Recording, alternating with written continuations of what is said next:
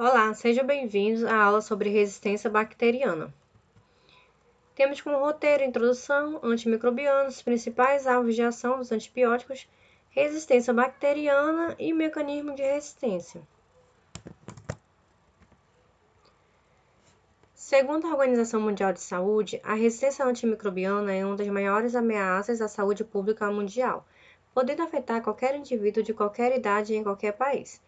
Sem antimicrobianos eficazes para prevenir e tratar infecções, procedimentos médicos como transplante de órgãos, quimioterapia, controle de diabetes e cirurgias de grande porte, como cesarianas, prótese quadril, se tornam um risco muito alto. O que são antimicrobianos? São medicamentos capazes de destruir micro-organismos ou impedir seu crescimento ou multiplicação. São utilizados no tratamento de infecções causadas por vírus, bactérias, protozoários e fungos. Entre os antimicrobianos se encontram os antibióticos, alguns agentes quimioterápicos, os antifúngicos, os antiparasitários e os antivirais.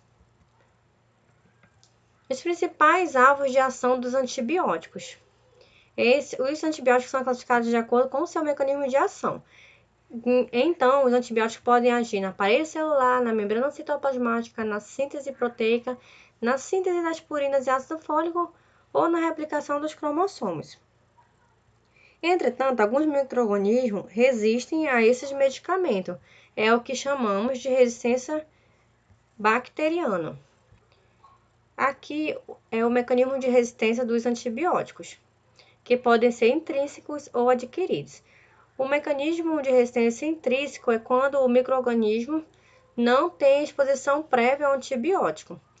E em relação ao mecanismo de ação adquirido, é quando a bactéria já possui uma exposição ao antibiótico durante um certo período de tempo. Essa resistência adquirida pode ocorrer através de mutações, alterações na estrutura dos genes que podem ocorrer durante a replicação, ou por processos de recombinação, que é a conjugação, transformação e transdução, e também a transposição. A transformação é a incorporação de DNA livre no meio celular pela célula bacteriana. A transdução é a transferência de um material genético entre células mediadas por bacteriófagos, que podem ser vírus, bactérias, e a conjugação, transferência de DNA de uma bactéria para outra por meio de fibras ou pílulas sexuais. Então, esse plasmídio ele vai atravessar essas fibras. E temos também a transposição, que é um processo de transferência genética que ocorre por meio dos transposos, que são fragmentos de DNA, resultante da interação entre duas bactérias diferentes, que na maioria das vezes utiliza esse processo de conjugação. Então, esses transposos, eles se unem aos plasmídios, aos cromossomos, gerando atividade e fazendo com que ocorra a transferência através de conjugação para outra bactéria. E o que é a resistência bacteriana? É a capacidade das bactérias de resistir à sua destruição por um antibiótico. Ou seja, essas bactérias não morrem durante o tratamento com antibióticos e se multiplicam cada vez mais, gerando outras bactérias resistentes. E essas bactérias sensíveis são eliminadas. Isso acontece por adaptação do micro-organismo ao seu meio ambiente.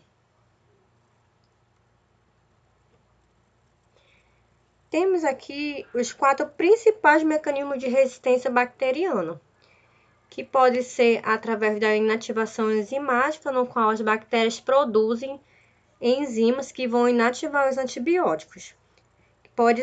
Essa inativação pode ocorrer tanto no meio extracelular como dentro da bactéria. Outro mecanismo de resistência é a modificação do alvo da bactéria. Temos também aqui a resistência através de bombas de efluxo, ou seja, vai ocorrer a interferência da entrada dos antibióticos através dessa expressão dessa bomba de efluxo, no qual ela vai jogar o antibiótico para fora da célula. E o outro mecanismo é a interferência da entrada do antibiótico através da alteração da permeabilidade da membrana celular das bactérias, fazendo com que o antibiótico não consiga entrar dentro da bactéria.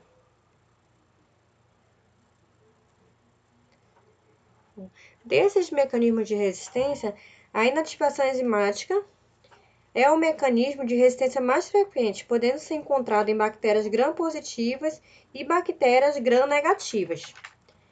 Foram descritos numerosos beta-lactamases, tá? Que são enzimas que são formadas pelas bactérias. Porém, existem essas 4 consideradas principais. Temos as penicilinases, que são produzidas pelos Staphylococcus aureus, resistentes a penicilinas, né? Eles vão inativar essas enzimas, vão inativar as penicilinas. E temos também as beta-lactamases produzidas pelo Haemophilus influenza, no qual eles vão inativar as aminopenicilinas. Outro grupo importante das beta-lactamases são do grupo CESP, conhecido como AMPC também. São beta-lactamases cromossomo induzíveis, ou seja, sua produção é induzida a partir da exposição das bactérias aos beta-lactâmicos, tá? São encontrados principalmente nessas espécies aqui de bactérias, Citrobacter, Proteus, Morganella morgani também. Temos também as beta-lactamases de espectro estendido, que confere resistência às cefalosporinas de primeira e quarta geração, mantendo sensibilidade bacteriana à ação dos carbapenêmicos. Aqui, então, essas bactérias, qualquer resultado positivo para essas bactérias Klebsiella, E. coli, Enterobacter e Proteus, não é recomendado o uso de beta-lactâmicos, com exceção dos carbapenêmicos, no qual eles são sensíveis. E as carbapenemases é um outro grupo de enzimas inativadoras de antibióticos. Essas enzimas apresentam um amplo espectro capaz de hidrolisar todas as classes de beta-lactâmicos, tá? A mais conhecida delas é a KPC, que é a Klebsiella pneumoniae carbapenamase. Temos também as enzimas adeniltransferases, nucleotidiltransferases e as fosfotransferases, produzidas principalmente por bactérias gram-positivas e gram-negativas, no qual vão inibir os antibióticos aminoglicosídeos.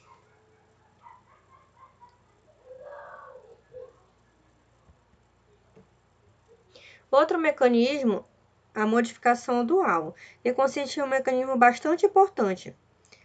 Esse tipo de mecanismo pode ocorrer por alteração do precursor da parede celular, tá? Que ocorre principalmente nas cepas de Enterococcus faecio, vão inibir a vancomicina, tá? Vão causar resistência à vancomicina. Mais comumente ainda temos a resistência devido à alteração do número ou afinidade pelo receptor das BPP, que são proteínas ligadoras de penicilina. Esse tipo de mecanismo ocorre entre cepas, principalmente do Streptococcus pneumoniae, Enterococcus, resistente à penicilina, e também do Staphylococcus aureus, resistente à oxacilina. Outro mecanismo de resistência da modificação do alvo, temos a mutação do alvo das enzimas, onde vai agir os antibióticos, e as modificações nas proteínas dos ribossomos, onde os antibióticos se ligam. Outro mecanismo de resistência que ocorre devido à interferência na entrada do antibiótico na célula bacteriana, vou explicar como é que ocorre nas células gram-negativas, tá?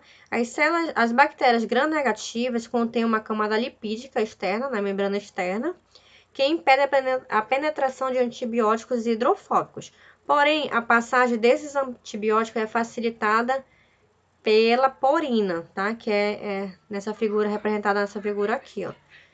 Que são pequenos canais na parede das células bacterianas gram-negativas, que permitem a passagem desses antibióticos. Portanto, mutações aqui na perda de purinas pode ocasionar uma resistência bacteriana aos antibióticos. Outro tipo de resistência que está incluída nesta categoria ocorre pelo espessamento da membrana. É o caso aqui dos Staphylococcus aureus.